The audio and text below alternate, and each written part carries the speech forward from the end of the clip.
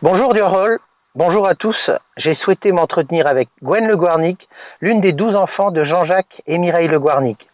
Ses parents n'ont rien à voir avec le chanteur Yoann Guernic. Ils se sont eux illustrés dans leur combat pour les prénoms bretons et Gwen est l'une des 9 enfants dont les prénoms furent refusés à l'époque par l'État français. C'est grâce à leur combat juridique international qu'aujourd'hui la plupart des prénoms bretons sont acceptés, malgré des attaques de l'État toujours présentes comme l'atteste le combat des parents de Fanche, prénom refusé pour un tilde, et d'Eren à cause d'une apostrophe, ces signes diacritiques nouvellement refusés en raison d'une circulaire française de 2014. J'ai voulu lui poser quelques questions parce que les réponses qu'elle m'a données à titre privé, je crois que beaucoup de Bretons, ignorant l'histoire et l'actualité, devraient les entendre. Gwen n'est allée à l'école que 4 années, mais cela ne l'a pas empêché de construire sa vie avec détermination, engagée pour la culture. Bonjour Gwen, peux-tu nous raconter dans quelles conditions le combat de tes parents a débuté ? Oh, c'est tout simple. Mes parents avaient 18 ans quand ils ont commencé à faire des enfants, tous les deux. Ils se sont mariés à 18 ans et à 18 ans, ils avaient un enfant. Donc, Garlone, Patrick et Catel ont été enregistrés sous des noms français. Et on leur a dit qu'ils se débrouilleraient chez eux s'ils voulaient les appeler comme ils voulaient, mais que sur le papier, ils s'appelleraient Patricia, Patrick, comme les Patrick français, et Kathleen pour Catel. Donc les 3 premiers, mes parents étaient très jeunes, n'ont pas pensé à se battre. C'est seulement à ma naissance, moi je suis la 4e, donc c'est seulement à ma naissance qu'ils ont commencé à prendre conscience que c'était pas possible. Donc ils ont refusé de m'inscrire sous un autre nom. Et du coup, j'ai été, moi, Gwen, Yann et Morgane, on a été inscrites aux étrangers. C'est-à-dire en même temps que les Algériens, les Marocains qui travaillaient pour l'État à cette époque-là, on a été inscrits au ministère étranger, mais sous nos noms, c'est-à-dire Gwen, Yann et Morgane. Par contre, à partir d'Adraboran, le 6e, là, on n'a plus jamais eu droit de rien. Donc, les 6 derniers n'ont pas été du tout enregistrés. Parce que mes parents ont refusé et d'aller aux étrangers, et d'aller donner un autre nom. Donc, ils n'ont pas été enregistrés. Et la loi française dit qu'au bout de 8 jours, si tu n'enregistres pas ton enfant, eh bien, il n'existe pas. Et ce n'est pas rétroactif dans la mesure où la loi française n'est pas rétroactive. Ça voulait dire quoi, Gwen, le fait qu'un prénom soit refusé ? Un tas d'emmerdements, toute notre vie. Mais en plus, ça s'est répercuté sur les 12, en fait. Pas de papier, pas d'allocation familiale, pas de soins médicaux, tout était payant, donc tout comme ça, quoi. Pas de possibilité de passer la frontière, pas de possibilité de présenter un examen, pas de possibilité d'avoir un examen de conduite. Moi, j'ai conduit jusqu'en 76 sans permis, et en 76, j'ai pu passer mon permis. 78, excuse-moi, 78. J'ai passé mon permis de conduire, alors que je conduisais depuis mes 18 ans. J'en ai 66, tu vois le jus. Donc, on est obligé d'être hors la loi en permanence. Tes parents ont attaqué la France en justice ? 76 procès gagnés. Et jamais rien au bout. Donc, ils ont fini par aller porter plainte à La Haye. À porter plainte à la Cour internationale de La Haye. Parce qu'en fait, ça servait à rien de faire des procès et de les gagner, puisque de toute façon, ça changeait rien. Maman est allée à Bruxelles. Elle a été auditionnée par une assemblée, à l'époque, je ne sais même pas comment ça s'appelait, puisque l'Europe n'existait pas encore. Elle a été auditionnée par l'Assemblée européenne quand même. Et elle a donc raconté toute son histoire. Voilà, c'est comme ça que la plainte a été enregistrée à la Cour de La Haye, et que la Cour de La Haye nous a donné raison et nous a permis d'avoir des cartes qui nous permettaient de voyager, de passer des examens, etc. C'était des cartes qui n'existaient pas, en fait, puisque en fait, c'était des cartes comme citoyens européens. Donc ça n'a jamais existé nulle part. Mais avec ça, on a pu voyager et on a pu surtout passer des examens. Pas moi, parce que donc, tout ça a été trop tard. Mais ça n'empêche pas que, disons que ça nous a facilité la vie. C'était des cartes, Gwen, de citoyens européens de nationalité bretonne. Voilà. Et donc ça, c'est quelque chose qui, dès qu'ils ont su ça, ils sont venus... À partir de là, on a eu des perquisitions à peu près tous les 3 mois. Tous les 2 mois, 2 mois et demi, 3 mois, on avait une perquise. Ils embarquaient tout ce qu'ils trouvaient, tous les papiers qu'ils trouvaient, et on n'a jamais revu la queue d'un papier. Jamais. Donc, toutes nos cartes sont parties. On a une photocopie, je crois. Mais c'est tout. Donc, c'est pas des cartes qui existent, c'est des photocopies. Tous nos certificats d'examen, tout ça a été perdu. Et c'est à partir de cette époque-là que tous les Bretons ont eu la possibilité de nommer des prénoms bretons. C'est en 78 qu'on a gagné tout ça. La France nous a toujours des indemnités et médicales et l'allocation familiale. À l'époque, ça chiffrait à 180 millions. C'est la Cour de la Haye qui avait décidé ça. On n'a jamais vu la queue d'un rallye. D'ailleurs, cette espèce de charlatan de Mitterrand a écrit 2 pages sur nous dans L'Abeille et l'Architecte. À l'époque, il n'était que le président du PS. Et donc, dans L'Abeille et l'Architecte, en 78, il écrivait « Formidable, ils ont gagné, l'ONU leur a accordé des cartes pour pouvoir circuler, etc. » Donc, c'était très positif pour nous. Et puis, en 81, quand on est allé lui demander de payer ce que la Cour de la Haye avait décidé de nous payer, c'est lui qui a déclenché toutes les perquises. Oui. Non seulement il les a déclenchées, mais il a été beaucoup plus loin que n'importe lequel de droite. Et les perquisitions pouvaient venir à tout moment comme ça? À tout moment. On en a eu une le 25 décembre, je ne sais plus quelle année. 25 décembre, ils étaient là avec leurs baïonnettes au canon. Ils ont éventré tous les murs de tissu. Parce que maman faisait toute la déco à la maison, c'était elle qui tendait les tissus. Tous les murs ont été éventrés pour voir si on avait soi-disant de la drogue ou si on avait des armes. Bon, il y avait pas mal de trucs, ça tremblait pas mal avec le FLB. Donc tout ça, ils essayaient de nous foutre sur le dos, mais ils n'ont jamais rien trouvé. Par contre, ils nous ont embarqué tous nos papiers, tout. Les perquisitions nous mettaient la maison complètement sans dessus dessous, ils embarquaient tout. Un sacré Noël d'État, là. Oui, c'était un très chouette Noël, oui. Ah oui, pour faire trembler les petits, ils savaient faire. Hein. À l'époque, est-ce que les Bretons étaient solidaires avec toi et les tiens? Pas du tout. Jamais. À part des gens comme Glenmore, qui était un ami depuis qu'il avait 18 ans. Milly, qui était un ami de papa, ils avaient le même âge pratiquement, ils avaient 4 ans de différence. Mais papa a embauché Milly, il avait 18 ans. C'est lui qui lui a fait sa première mutualité, c'est lui qui lui a offert sa première guitare, qui l'a mis à chanter au lieu de pousser les brouettes, parce qu'en fait, il n'était pas très qualifié pour être sur un chantier, mais bon, il enchantait les oreilles de tout le monde. Donc, c'est comme ça que ça a commencé la carrière de Glenmore. Ouvrier de la musique. Oui, tout à fait. Les autres pays savaient autour qu'il y avait cette affaire-là? Est-ce que la presse en parlait? On avait beaucoup plus de soutien de l'Irlande. Et ceux qui nous ont soutenus le plus, et c'était extraordinaire, ce sont les Arméniens. Ils ont dépêché un de leur parlement pour venir nous voir, nous offrir leur aide. Les Arméniens. Oui. Oui. Les Arméniens, les Belges, beaucoup. Je pense à cause de maman qui avait été donc auditionnée par le Parlement. Donc voilà. Mais autrement, les Bretons, pas du tout. Pas du tout solidaires. Gwen, il y a eu un autre pays également qui s'était manifesté, et pas des moindres? Oui, tout à fait. Les États-Unis d'Amérique, par le biais de Jackie Kennedy, née Bouvier, donc française, qui a été scandalisée par cette histoire et qui est montée au créneau tout de suite. Le fait qu'elle soit montée au créneau nous a permis d'avoir des journaux, des méga journaux internationaux. On a eu Paris Match, Le Point, le Nouvel Obs en France. On a eu, je sais plus comment il s'appelle, aux États-Unis, on en a eu 2. On en a eu un en Angleterre, on en a eu en Italie, on en a eu partout grâce à elle. Comme elle était une de nos principales défendresses, on va dire, elle est montée au créneau, elle est allée voir De Gaulle, enfin, elle en a parlé à De Gaulle quand elle était en voyage officiel avec Kennedy. Mais elle nous a dépêché, comme ça rien ne bougeait, elle a fait dépêcher, parce que c'est pas elle qui pouvait décider, elle a fait dépêcher Kissinger. Donc Kissinger est venu à Kertag, il nous a proposé de nous nationaliser américains et de nous offrir un ranch de 1000 hectares contre Kertag. Alors bien entendu, c'était pas sans intérêt pour eux.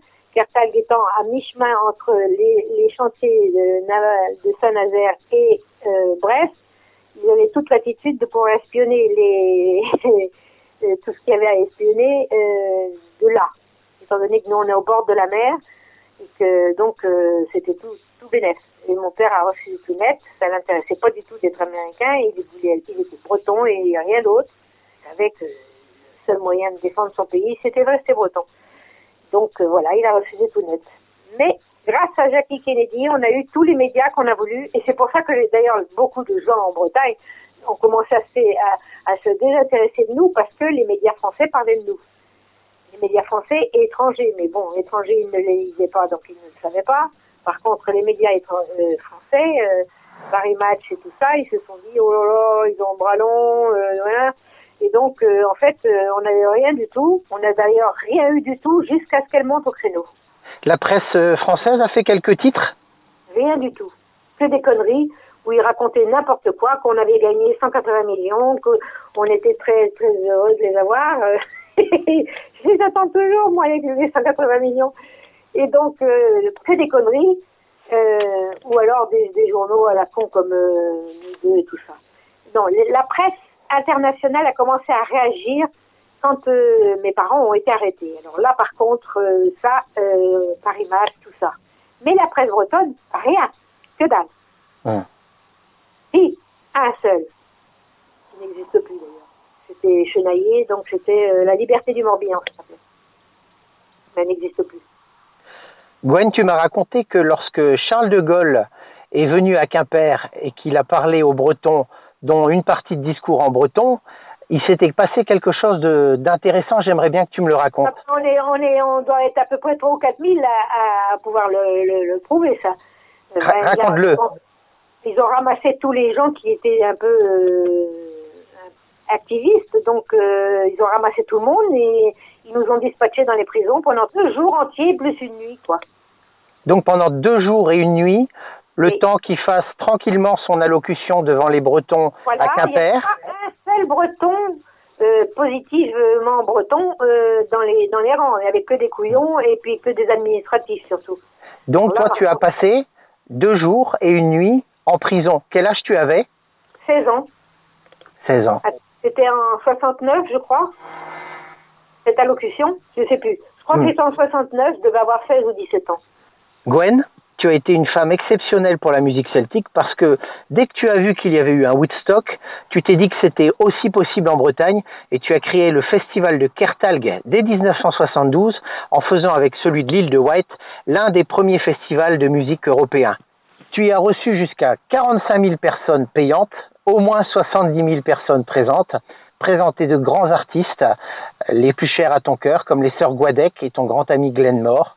Tu as produit les Planxty, Dransfield, Brenda Wooten, Happy Crumb, qui était la seconde voix de Bob Dylan. Tu y as également reçu Alan Stivell, Gilles Servat, Trian ou Gweltazar Fur.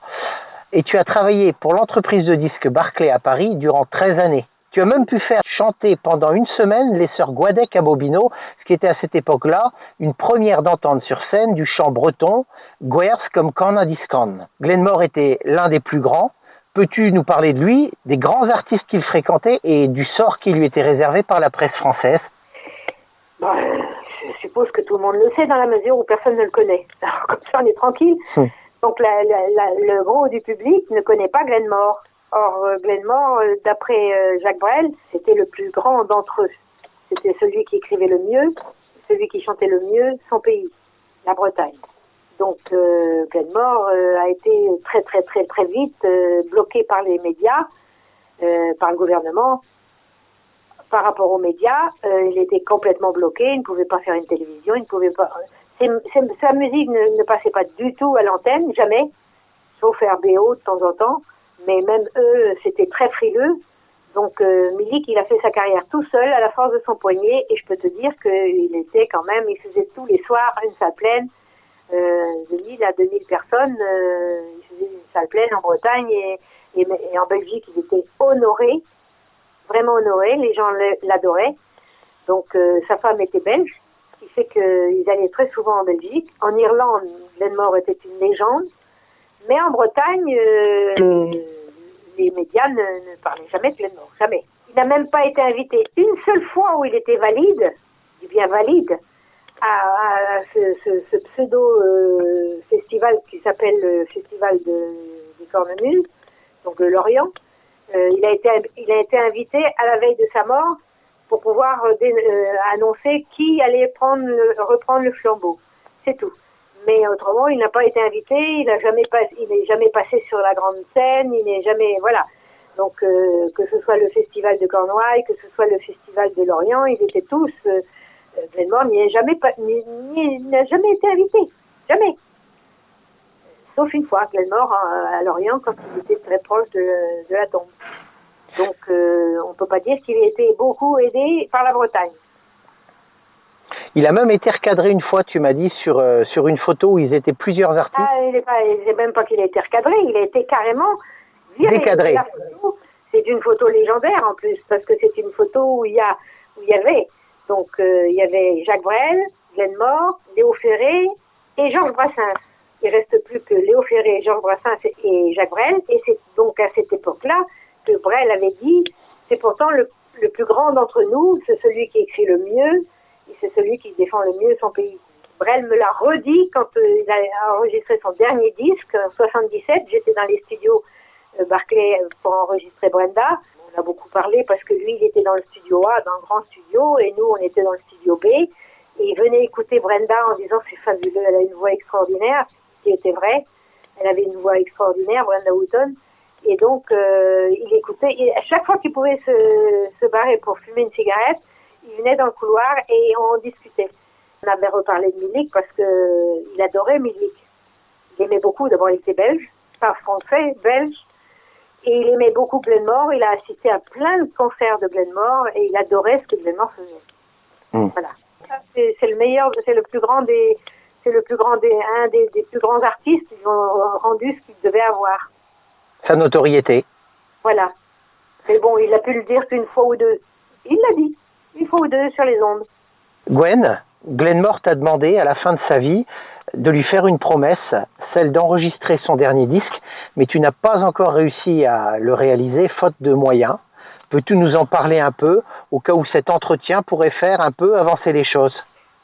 Disons que quand Milik me l'a demandé, c'était en 95, il sentait vraiment que la fin approchait. Pour lui, c'était tous les jours la fin. Il est venu à Kertag et il m'a demandé si je pouvais sortir un disque posthume. Il aurait aimé que je sorte un disque qui se serait appelé « On ne doit plus tuer ». Parce que c'est une des dernières chansons qu'il a écrites, en fait, qui s'appelle comme ça, et que les gens ne connaissent pas du tout. C'est une de ses dernières, c'est pas une de ses plus belles, mais c'est une chanson qui est quand même, venant de Milik, c'était quand même pas rien. On ne doit plus tuer, c'était une ode à la réconciliation des peuples, et voilà. Donc je lui avais promis ça, et faute de moyens, j'ai pas pu le faire. Il n'y a pas que les moyens, j'ai même pas pu sortir non plus les 40 ans de Kertag, j'ai pas pu sortir quoi que ce soit parce que j'en ai pas les moyens, et maintenant je n'ai plus beaucoup de force. L'histoire, les gens ne connaissent pas, mais on se rend compte que l'actualité non plus. Et aujourd'hui, il y a une actualité qui te tient particulièrement à cœur, et on se rend compte que beaucoup de Bretons ne la connaissent pas. Est-ce que tu peux nous en parler? Oui.